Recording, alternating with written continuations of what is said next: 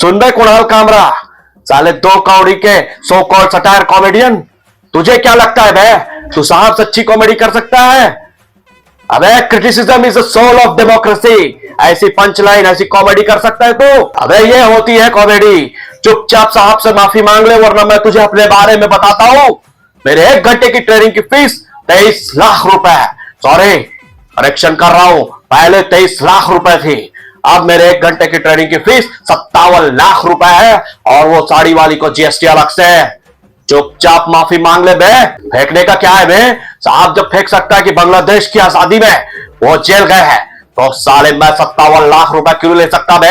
सुन बे कुणाल कामरा, माफी मांग ले चुपचाप साहब से वरना 1 घंटे की जो मेरी फीस है ना 57 लाख रुपए, वो साले तेरे नाम से सुपारी दे दूंगा किसी को।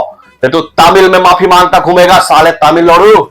ये कुणाल कामरा कौन सी अच्छी कॉमेडी कर रहा है? कौन सी अच्छी कॉमेडी कर रहा है? क्या वो हमसे अच्छी कॉमेडी कर सकता है? हम अग्निवीर लेकर आए हैं, देश के युवाओं को 4 साल के लिए नौकरी देकर उन्हें रिटायर कर रहे हैं। 25 साल में देश का युवा रिटायर हो रहा है और 76 साल का बुढ़ाऊ रिटायर ही नहीं हो रहा है। इससे अच्छी कॉमेडी हो सकती है? बताइए, इससे अच्छी कॉमेडी हो सकती है? रातों रात हमने देश से बेरोजगारी की समस्या समाधान कर दी, बेरोजगारी की समस्या को समाधान कर दिया। रातों रात हमने बेरोजगारों को आकांक्षी युवा बना दिया। इससे अच्छी कॉमेडी कोई हो सकती है? बताइए। जैसे रातों रात ग्लोबल लीडर और विश्व गुरु बन जाते हैं, वैसे ही हमारे यहाँ हम लोगों के द्वारा बेरोजगारों को आकांक्षी युवा बना दिया जाता है, बेरोजगारी की समस्या को चुटकियों में समाधान कर दिया जाता है। इससे अच्छी कॉमेडी कोई कर सकता है? हमसे अच्छी कॉमेडी कोई कर सकता है? हमारी ऐसी ऐसी नीतियों और ऐसी ऐसी उपलब्धियों के कारण देश से हमको माफी मांगनी चाहिए, लेकिन नहीं, कुणाल कामरा से हम माफी मंगवाएंगे। कुणाल कामरा, तुम जहां भी हो चुपचाप साहब से माफी मांग लो, हम तुम्हें कुछ नहीं कहेंगे। और हाँ, कॉमेडी करने का अधिकार हमें है, हमारे देश की गोदी मीडिया को है, तुम्हारा नहीं है। और तुम कॉमेडी नहीं कर रहे हो, तुम राजनीति कर रहे हो। वो इसलिए कर रहे हो क्योंकि हम राजनीति नहीं कर रहे हैं, हम कॉमेडी कर रहे हैं। समझ रहे हैं? आप लोग अगर अच्छे से राजनीति करते तो कॉमेडियन को ये करने की जरूरत नहीं पड़ती, और कॉमेडियन ये कर रहा है तो आप राजनीति क्यों कर रहे हैं?